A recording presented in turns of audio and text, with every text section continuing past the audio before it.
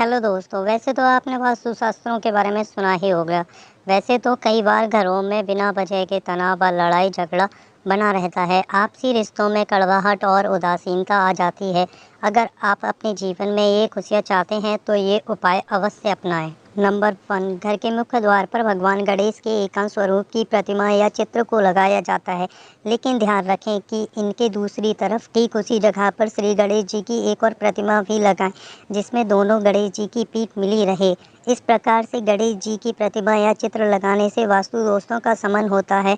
भवन के जिस भाग में वास्तु दोष हो उस स्थान पर घी मिश्रित सिंदूर से दीवार पर वास्तविक बनाने से भी वास्तु दोषों का प्रभाव कम होता है। नंबर 2, वास्तु शास्त्रों के अनुसार घर या व्यवसाय स्थल पर हाथी की प्रतिमा को रखना शुभ माना गया है। लेकिन यदि आप अपने घर में हाथी की कोई ऐसी प्रतिमा रखते हैं जिसकी सूंड नीचे की तरफ हो तो ऐसी प्रतिमा को घर में न लगाएं।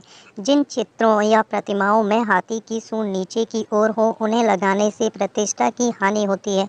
इसलिए घर में हमेशा ऐसे हाथी की चित्र या प्रतिमा को लगाएं जिसमें हाथी की सूंड ऊपर की तरफ हो और वह जोड़े में हो। नंबर 3, वैदिक शास्त्र में माता सरस्वती को विद्या की देवी माना गया है।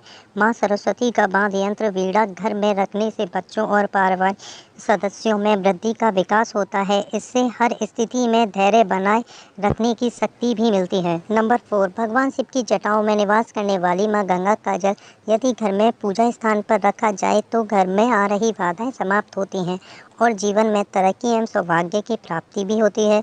ध्यान रखें कि गंगा जल को कभी भी प्लास्टिक की बोतल में ना रखें। यह जल तांबे के पात्र में ही रखना चाहिए। नंबर 5, धनतेरस या दीपावली के दिन घर के मुख्य द्वार पर माता लक्ष्मी के पग चिन्ह लगाने से बेहद शुभ संयोग बनता है। पद चिन्ह लगाते समय ध्यान रखें कि माँ लक्ष्मी के पैरों की दिशा घर के भीतर प्रवेश करते हुए हो।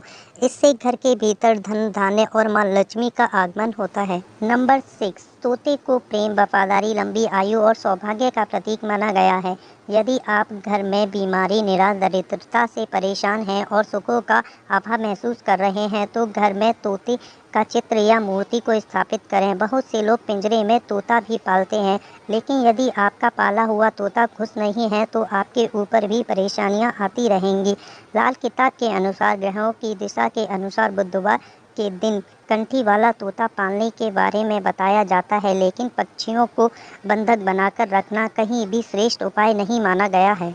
नंबर 7, घर के जिस भी हिस्से में परिवार के सभी सदस्य ज़्यादा समय बिताते हों वहाँ तांबे के लोटे में गंगा जल भरकर रखें। ऐसा करने से घर के सदस्यों के बीच प्रेम और विश्वास बना रहता है। नंबर 8, वास्तुशास्त्र के अनुसार घर में कभी भी टूटा हुआ शीशा नहीं रखना चाहिए। इससे घर में नकारात्मक ऊर्जा आती है और टूटा हुआ शीशा सकारात्मक का निरोध करता है और मानसिक तनाव के साथ ही धन की कमी का भी कारण बनता है। यदि कोई दर्पण टूटा हुआ हो तो कभी भी इसमें अपना चेहरा न देखें। ऐसा करना दुर्भाग्य और आमंत्रित करने वाला माना गया है। इसलिए ध्यान रखें कि घर में कभी भी कोई भी टूटा हुआ शीशा न रहे। नंबर 9, प्राचीन समय से यह परंपरा चली आ रही है कि घर से बाहर दही का सेवन करके ही निकलना चाहिए। चूँकि दही को पवित्र माना जाता है, इसका पूजन सामग्री में भी उपयोग होता है, अतः इसका सेवन करके प्रस्थान करना बहुत ही शुभ माना गया है। दही खाने से विचार भी सकारात्मक होते हैं। यदि यात्रा पर जाते समय माँ, पत्नी या बहन के हाथों से दही का सेवन किया जाए तो यह बहुत ही उत्तम है। नंबर 10, शास्त्रों के अनुसार किसी भी धार्मिक कर्म को सीधे हाथ से ही करना चाहिए। इसी प्रकार किसी भी कार्य की शुरुआत सीधे हाथ और सीधे पैर को आगे बढ़ाकर की जाए तो सफलता मिलने की संभावना बढ़ती है और घर से निकलने से पहले सीधा पैर बाहर रखने से शुभ होता है।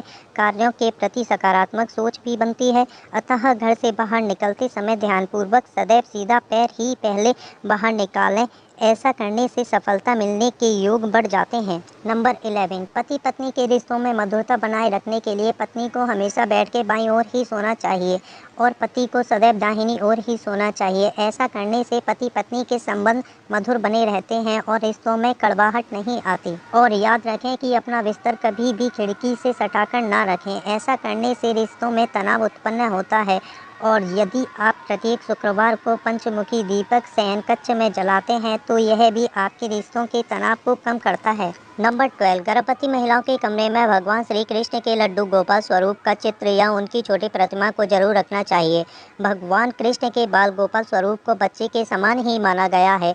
इनकी तस्वीर या मूर्ति गर्भवती महिलाओं के कक्ष में रखने से माहौल खुशनुमा बना रहता है और भगवान की छवि होने वाले बच्चे पर भी पड़ती है। इतना ही नहीं, गर्भावस्था में आकर्षित होने वाली सभी नकारात्मक ऊर्जाएं भी भगवान के इस स्वरूप को देखकर दूर भाग जाती हैं। और आपको कौन कौन से शास्त्रों के बारे में पहले से पता था, कमेंट करके ज़रूर बताएं। और ऐसी ही वीडियो देखने के लिए लाइक, शेयर, सब्सक्राइब करना ना भूलें।